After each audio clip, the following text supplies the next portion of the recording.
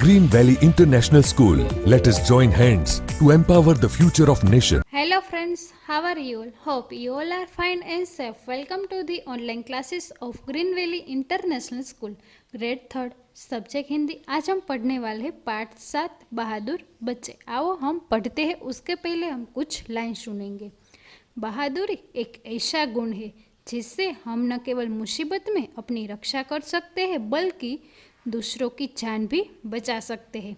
आओ ऐसे ही कुछ बहादुर बच्चों के अद्भुत कारनामों के बारे में पढ़ें। उसके पहले आपके अनुसार दिए गए गुणों में से एक बहादुर मनुष्य में जो गुण होने चाहिए उन्हें मेडल के नीचे लिखो। यहाँ पे हमें अलग अलग मेडल दिए गए हैं, वो किसका है हमें वो उसका नाम लिखना। पहला मेडल है वो उत्साह का है, दूसरा है वो है साहस का, और तीसरा है वो आत्मविश्वास का, और चौथा है वो वीरता का, और पांचवा है वो धैर्य का। तो बच्चों यहाँ पे हमें 5 मेडल दिए गए हैं जो बहादुर मनुष्य में गुण होते हैं, वो मेडल। आओ हम पाठ पढ़ते हैं। एक बार की बात है, 2 अक्टूबर 1957 का दिन था। नेहरू जी लाल किले पर एक कार्यक्रम देख रहे थे। अचानक एक शामिया में आग लग गई, चारों ओर कोलाहल मच गया। क्या कह रहे? एक बार की बात है, 2 अक्टूबर 1957 का दिन था। नेहरू जी लाल किले पर एक कार्यक्रम देख रहे थे। अचानक एक शामिया में आग लग गई, चारों ओर कोलाहल मच गया। कोलाहल का मतलब क्या है? शोर मच गया। उसी समय एक रुकावट लड़के ने अपनी जान की परवाह किए बिना जेब में से चाकू निकाला। उसने चाकू से काटकर शामियाने को खोल दिया। शामिया का मतलब क्या होता है? जो हम तंबू और टेंट कहता है ना, वो। और सेकंडों लोगों की जान बचाई। 14 वर्षीय इस बालक का नाम क्या था? हरिश्चंद्र। उसकी बहादुरी से प्रभावित होकर नेहरू जी ने प्रतिवर्ष बहादुर बच्चों को सम्मानित करने का निर्णय लिया। उसकी बहादुरी का मतलब क्या होता है? वीरता। वीरता को प्रभावित होकर नेहरू जी ने प्रतिवर्ष बहादुर, उसका मतलब होता है कि हर साल वीर बच्चों को सम्मानित करने का निर्णय लिया। आगे देखते हैं। तभी से प्रतिवर्ष 14 नवंबर बाल दिवस पर भारत के 24 बहादुर बच्चों के नामों की घोषणा की जाती है। इन 26 जनवरी अर्थात गणतंत्र दिवस पर दिल्ली में प्रधानमंत्री द्वारा पुरस्कार दिया जाता है। ओम प्रकाश यादव ने अपनी चलती हुई स्कूल वैन से अपने मित्रों को बचाया, जबकि चालक तक वैन छोड़कर भाग खड़ा हुआ था। इस कार्य में उसका चेहरा भी जल गया। क्या कह रहे हैं? तभी से प्रतिवर्ष मीन्स हर साल 14 नवंबर बाल दिवस पर भारत के 26 बहादुर बच्चों के नामों की घोषणा की जाती है। उन्हें 26 जनवरी अर्थात गणतंत्र दिवस पर दिल्ली में प्रधानमंत्री द्वारा पुरस्कार दिया जाता है।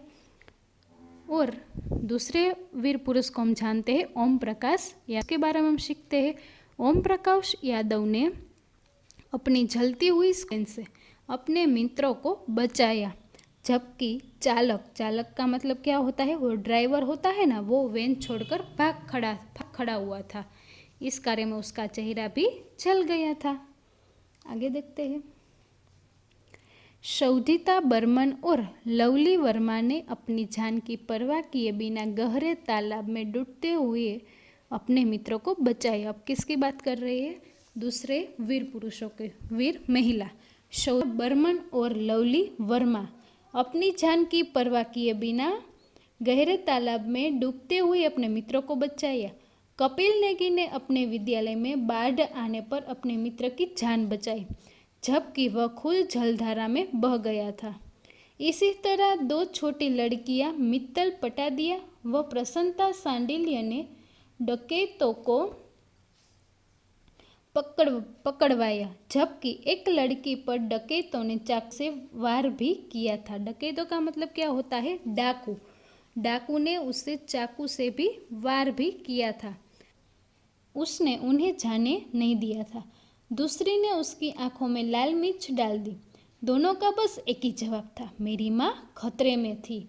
7 वर्षीय डूंगर सिंह ने अपनी जलती झोपड़ी में से अपने विकलांग भाई को निकालकर उसकी जान बचाई। इसी तरह अंजलि सिंह गौतम के जन्मदिन पर उसके गांव पर हमला हो गया। गोलियां उसके भाई को गई, जबकि उसका भाई उससे आयु में कुछ ही छोटा था और वजन में भी भारी था। फिर भी वह उसे गोद में उठाकर अस्पताल ले गई और उसकी जान बचाई। दोनों ही बच्चों ने कहा वे अपने भाइयों को बहुत प्यार करते थे। क्या हुआ? 7 वर्षीय डूंगर सिंह ने अपनी जलती झोपड़ी में से विकलांग भाई को निकालकर उसकी जान बचाई। और उसी तरह जैसे अंजलि सिंह गौतम के जन्मदिन पर उसके गांव पर हमला हुआ था, गोलियां उसके भाई को लग गई थी, तो उसने क्या किया? जब भी उसका भाई उससे आयु में कुछ ही छोटा था और वजन में भी भारी था, तो उन्हें गोद में उठाकर अस्पताल ले गई और उसकी जान बचाई। दोनों ही बच्चों ने कहा कि वे भाई को बहुत प्यार करते हैं। इन सभी बहादुर बच्चों ने प्रेरणा की अद्भुत मिसाल स्थापित की। प्रेरणा का मतलब क्या होता है? काम में लगाना, उत्साहित करना। हमें इन पर गर्व है। हम सभी को इन्हीं के समान बहादुर बनना चाहिए। हमें क्या सीख मिलती है? हमें भी बहादुर बनना चाहिए। आओ हम अभ्यास पढ़ते हैं। सही उत्तर चुनकर राइट लगाओ। क, बाल दिवस कब मनाया जाता है? 2 अक्टूबर, 14 नवंबर, 5 सितंबर। कब मनाया जाता है? 14 नवंबर। ख, वीरता पुरस्कार की शुरुआत किसने की थी? डॉक्टर राजेंद्र प्रसाद, लाल बहादुर शास्त्री या जवाहरलाल नेहरू? तो किसने की थी? जवाहरलाल नेहरू ने। ग, चलती हुई स्कूल वैन से अपने मित्रों को किसने बचाया? ओम प्रकाश यादव ने, हरिश्चंद्र ने या डूंगर सिंह ने? किसने बचाया था? ओम प्रकाश यादव ने। आगे देखते हैं। बाल दिवस पर क्या दूसरा क्वेश्चन है हमारा, निम्नलिखित प्रश्नों को उत्तर दो। तो बाल दिवस पर क्या घोषणा होती है? तो बाल दिवस पर क्या घोषणा होती थी कि प्रतिवर्ष नेहरू जी ने बहादुर बच्चों को सम्मान करने का निर्णय लिया। क्यों? क्योंकि 14 नवंबर भारत के 24 बहादुर बच्चों के नामों की घोषणा की जाती है। प्रतिवर्ष 14 नवंबर बाल दिवस पर भारत के 24 बहादुर बच्चों के नामों की घोषणा की जाती है। कपिल नेगी ने क्या किया था? कपिल नेगी ने अपने विद्यालय में बाढ़ आने पर अपने मित्र की जान बचाई और जबकि वह खुद जलधारा में बह गया था। ग, मित्तल पटादिया व प्रसन्नता सांडिल्य ने डकैते को कैसे पकड़वाया? उसने पकड़वाई जबकि एक लड़की पर डकैतों ने चाकू से वार भी किया था, फिर भी उसने उन्हें जान नहीं दिया तथा दूसरी ने उसकी आंखों में लाल मिर्च डाली। दोनों एक ही जवाब देता था, मेरी माँ खतरे में थी।